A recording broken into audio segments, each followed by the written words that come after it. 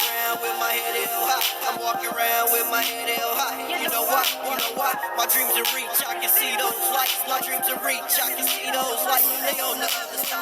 I'm walking around with my head held high. I'm walking around with my head held high. You know why? You know why? My dreams are reach. I can see those lights. My dreams are reach. I can see those lights. They on the Welcome to Would You Marry You, where we have candid conversations about what we are bringing to the table. I am your host, Taffany, and today we're going to have an amazing conversation on the topic, Walk in Purpose. Purposeful living. Purpose gives permission. But first, I would like to welcome our guests, Paula and Irene. Welcome to our set today. Hey, Thank you. Awesome. I'm so excited to have this conversation. This is going to be an amazing conversation. I'm so looking forward to it. I've been waiting for this one. So Paula, can you tell me a little bit about who you are and what you do? Well, my name is Paula Mosher Wallace, because there's 3 Christian authors named Paula Wallace. And I'm the 3rd. So I get to be Paula Mosher Wallace. But the fun part is I get to tell my story and help other people tell their stories about brokenness, abuse, addiction, the hurt in life that comes from that, and how God comes into that to bring hope and healing, so that other people won't feel that aloneness and isolation that I felt, and they'll know they're not alone and there's hope. That is powerful in its own right. That is amazing. So Irene, who is it that you are and what is it that you do? Well, I am Irene, Minister Irene Washington, and I'm an image consultant, and I'm a cosmetologist, and I really help women deal with their completeness from head to toe, in and out. And so I've had the pleasure to do a lot of workshops for women, just helping them identify their purpose and understand that you can overcome brokenness. And a lot of them, you know, they put on that mask and they're wearing it on the outside, but the inside is just torn up. And a lot of times they're walking around really just dying on the inside, trying to look beautiful on the outside. So I spent over 10 years just encouraging women to be their best and better versions of themselves. That's powerful. So ladies, we're going to get on topic. So we're on this topic of Would You Marry You and how purpose plays into that situation. So I have to ask, so what do you think purpose does, or how do you think purpose affects stepping into the covenant of marriage? Well, there's this thing about being equally yoked. And we have people talk about it, that's just whether you have the same faith or not, which is obviously the biggest of all of the equally yoked issues.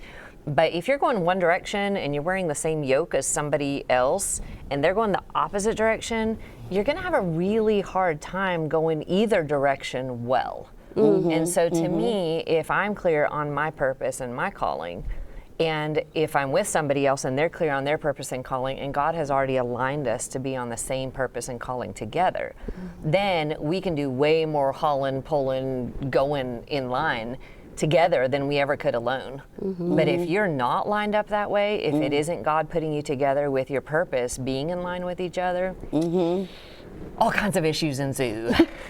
Man, is that the truth? I know that is one of the main things that happened to me, is I did not know my purpose prior to stepping into the covenant. And then when I did get into the covenant of marriage and my purpose became clear, then I started moving one direction and just like, okay, that's not where I'm going.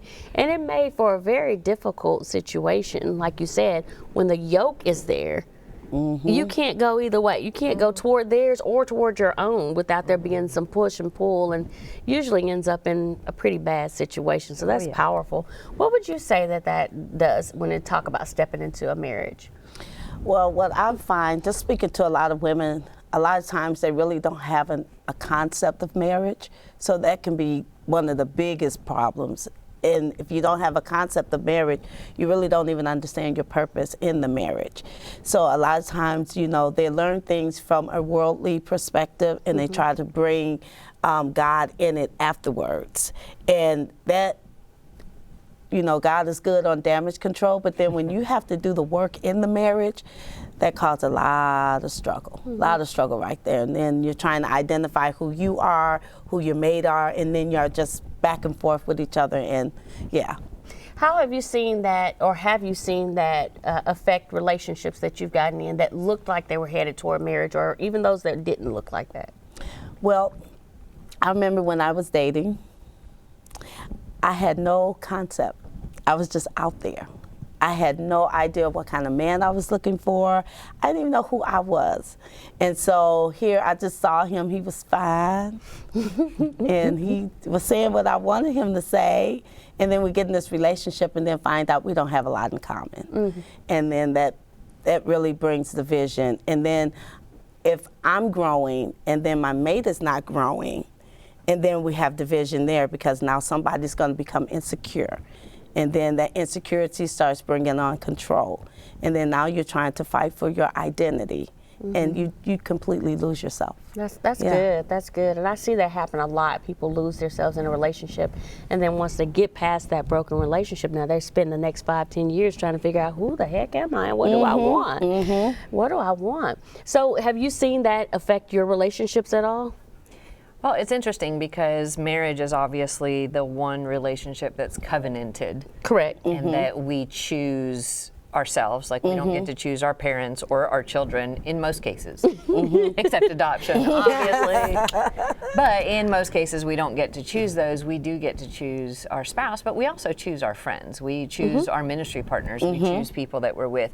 And I think that alignment and that purpose and understanding how that fits together is so important in any kind of relationship that you're with. They say you become like the 5 people you're closest to, the 5 on your little bus, Yes. you know? Yeah. And so if you have people in that space speaking into your life that are wanting completely different things than you do, then you end up with a disconnect. If somebody's trying to go to the beach in Florida and you're trying to go to Alaska to go gold mining, and you're wanting parkas and snow boots, and they're wanting flip-flops and beach towels. Right. You have this whole thing. You get in a car together and try to go anywhere, and it's opposite directions, opposite reasons, opposite timing. It's all off. And so understanding how that plays into your relationships of any kind is kind of important. It is, but I think that this is something that's not talked about enough. And I think that's where the biggest problem when we see the divorce rate and not just divorce, right, but broken relationships, period. Like you said, ministry partners, business relationships, even family relationships. When we don't understand our purpose, which, I had to go back and look that word up, right? Because I'm a big words person. When we look at purpose, it means the original intent. What was the Creator's original intent? When he created this particular thing, whether it be a tool that we use for a certain thing or whatever, what was the original intent? And if we don't realize that our purpose comes from the Creator, Yes. and we just start thinking about purpose as being like something I like to do or my passion or this, that, and the other, it can really create havoc on any relationship, like you said. So what would you say to a person that doesn't even know that they don't know what their purpose is? Because that was the biggest thing, right?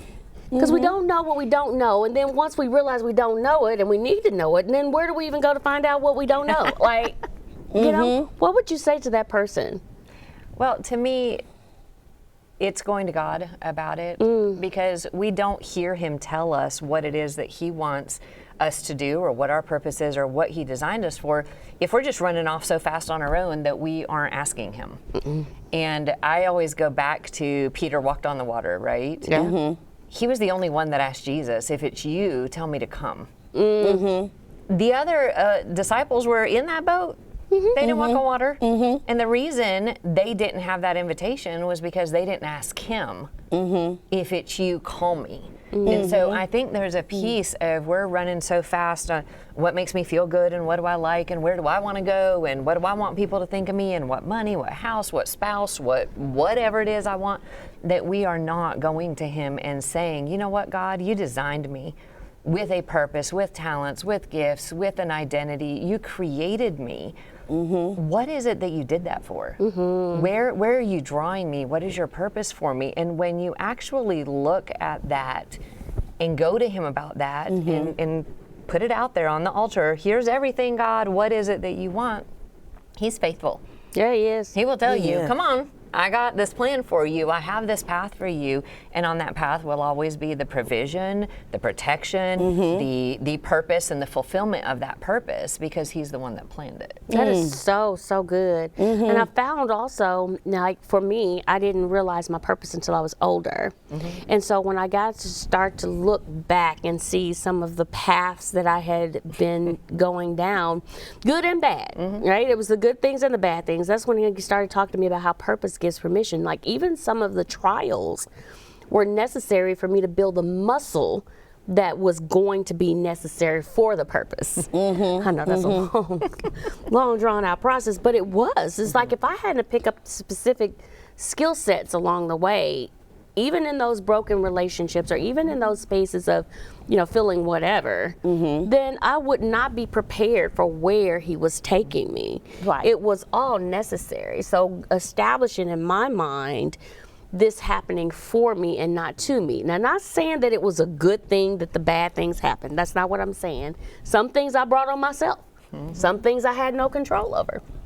But ultimately, all of those things have worked together for one, the good of those who love him and Are called according to his purpose. his purpose, Yes. not our own. So even in partnerships, there were things that were given permission to come my way even that I wasn't necessarily looking for because they were a part of my purpose. Isn't that powerful? That is. He loves us just that much. Oh, yeah.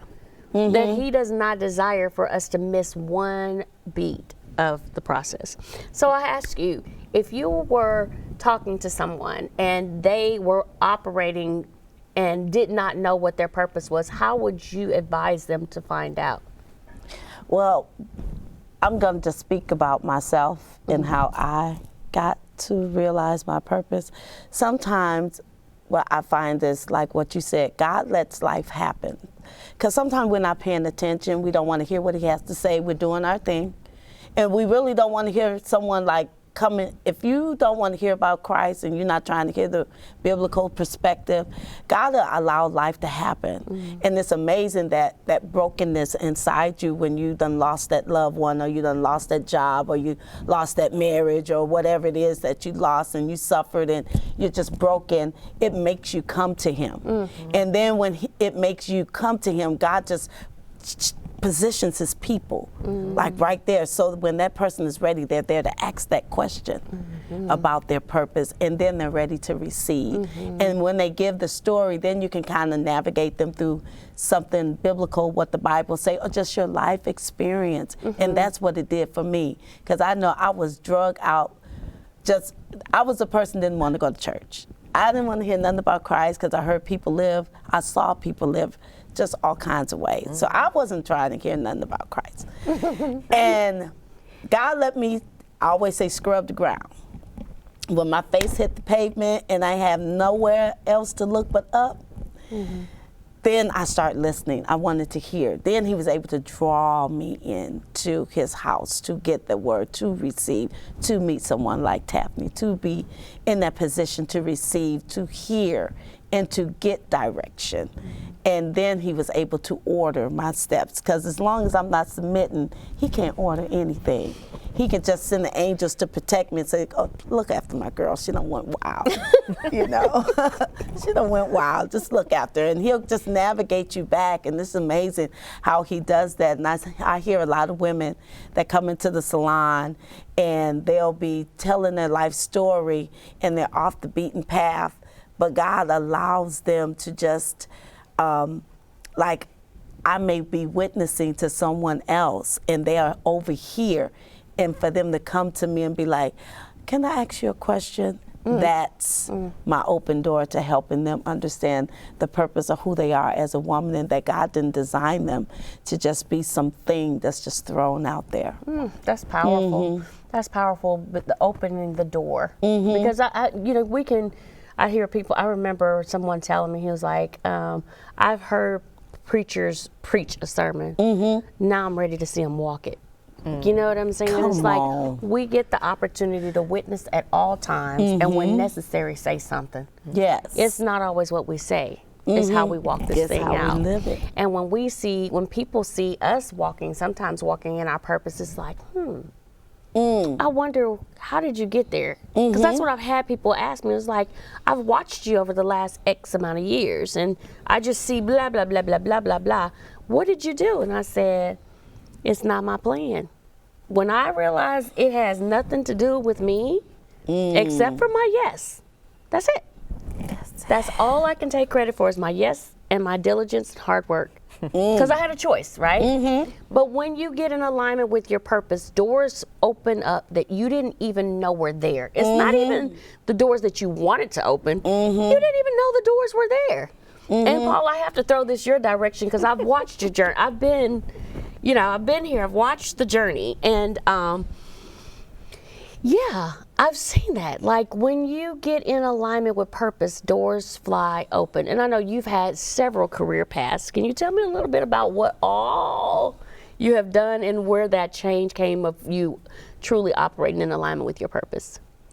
Well, it's interesting because sometimes purpose is also about timing. It is, yes. And so even through abuse and mess and all kinds of stuff growing up and in messed up abusive relationship and all the pieces, I would go to God with why. And he always said, it's part of your training. That was what came to me every single time that I asked that question for decades. And I was like, God, I don't want whatever job takes this kind of training. I was very clear. I don't want it. I was extremely clear. I did not want whatever job to that kind of that type of training. And then I thought I was going to be a foreign missionary, and I thought I went to Bible college, I'm going to do all this stuff.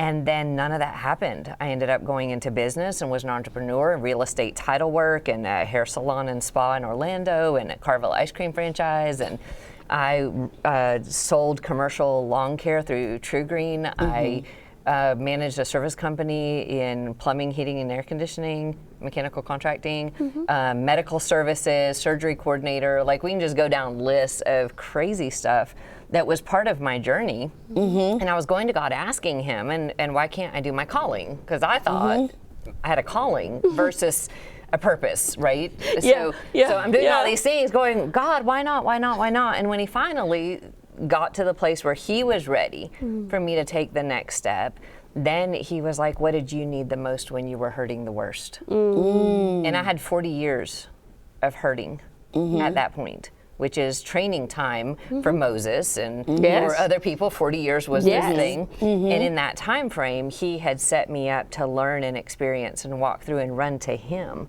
despite all kinds of victim situations, so that I could learn what it meant to be an ex-victim, so that I could learn what it was like to know that you're not alone and there's hope. And then he's like, I want you to start communicating to other people they're not alone, that they have hope. I want you to start sharing the tools that you've had to learn to survive. I want you to start connecting with other people and collaborating to share the good news, that just because the enemy has stolen all of this from you, whatever that is, that he doesn't get to win. That's right. He doesn't get to stay there. You don't have to stay behind the gates of hell just because you got shoved there for a minute. Come on. Or a few decades, as it is. But it was watching that, and when I come in, oh, God, now you want me to do this? And so, it's writing a book and telling stories, and then it's television, and I'm like, okay, God, what? I grew up, TVs were bad and evil. You don't get on, you don't watch television. That's right. Even Christian television, you do not watch it. Yeah. And God's telling me, and you're going to do television. I'm like, no, please, no, this is evil. I can't do this. And he's like, no, I need you to share that bigger and broader.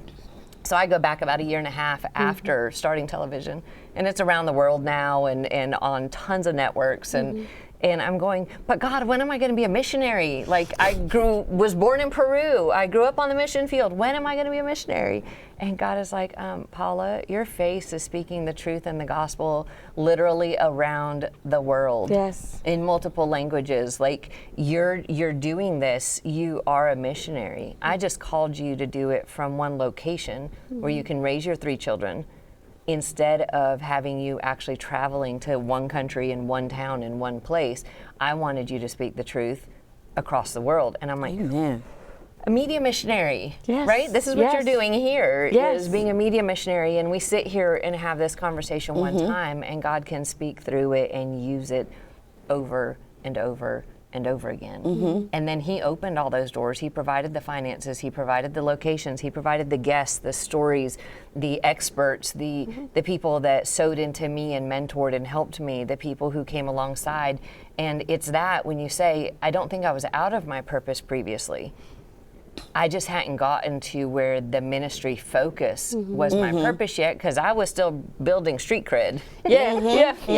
He wanted me to be talking about damage and all this mess. I was still building that knowledge and understanding. I was still growing and healing. I was still experiencing the mess, so I could come and share the hope and the gospel that he can meet us in that space and we can bloom in the dark. And you know our tagline, Yes. using the fertilizer of your past to bloom today. Yes. Right? Yeah. So some of us just got I like lots the of original words that you had in there, honestly.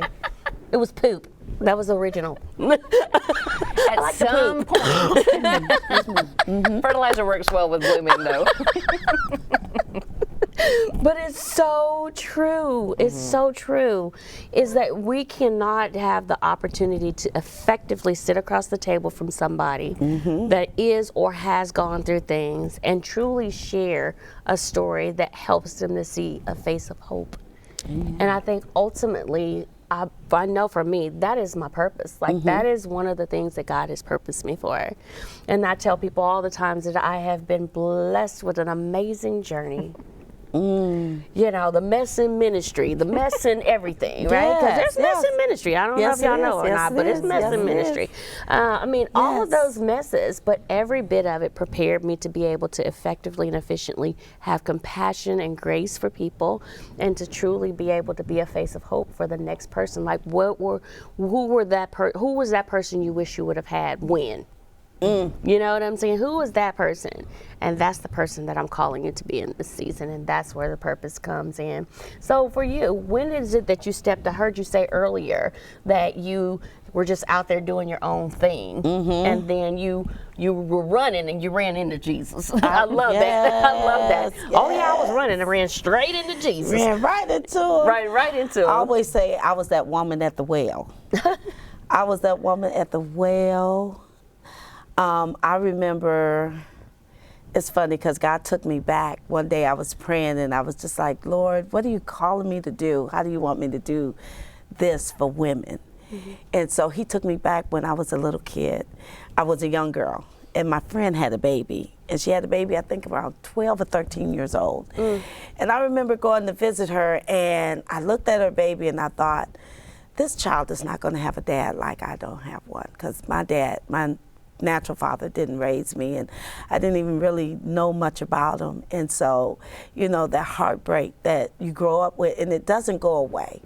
It doesn't go away. And so that's what I saw when I saw her little baby.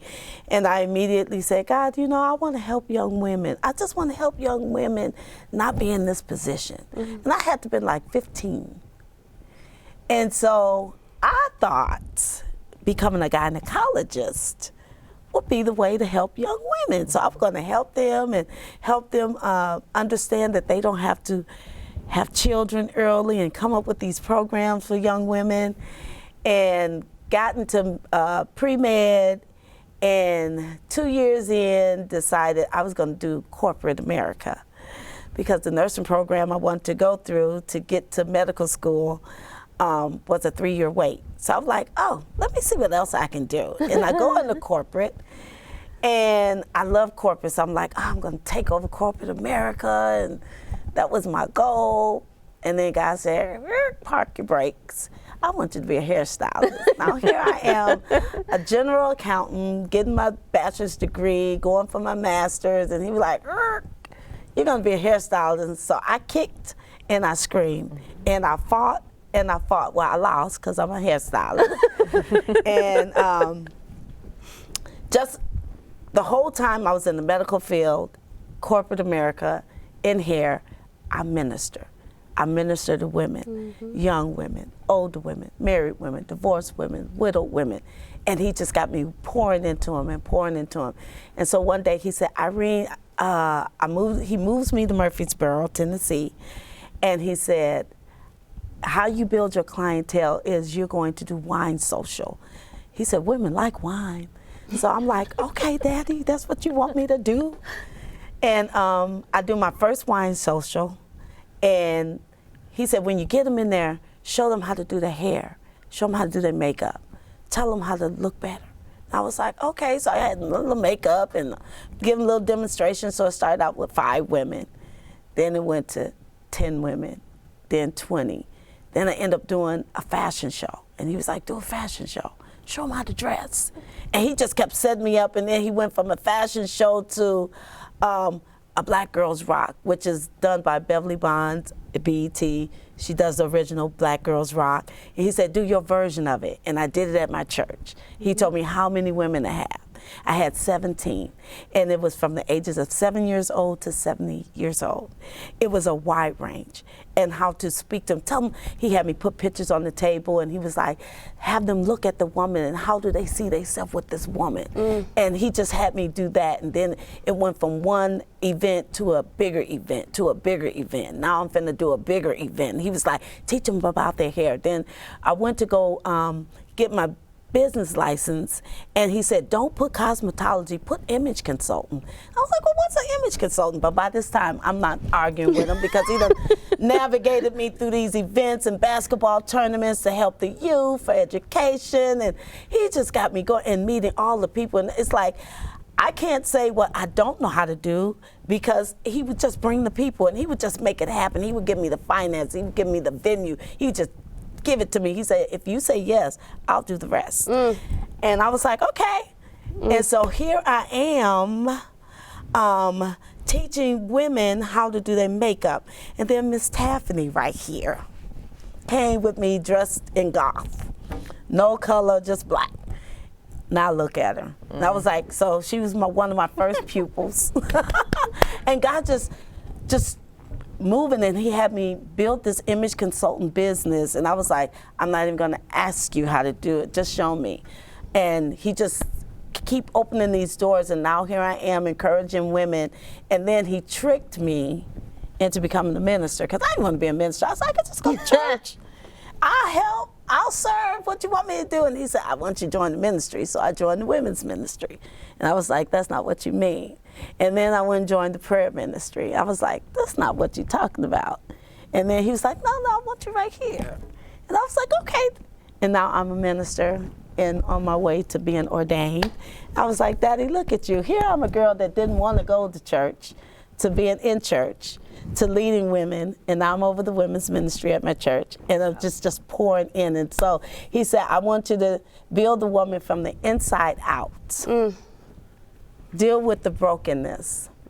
Gather the women, and I do a round table, and we have discussions. And just to see the women just come and just pour out and let go and cry and just get over to that other side of deliverance and seeing what that looked like and being able to walk in that happy place and just watch them go after their goals and understand their purpose. And I was like, well, Daddy, I don't take no credit. I'm just a vessel. I'm your hands and feet.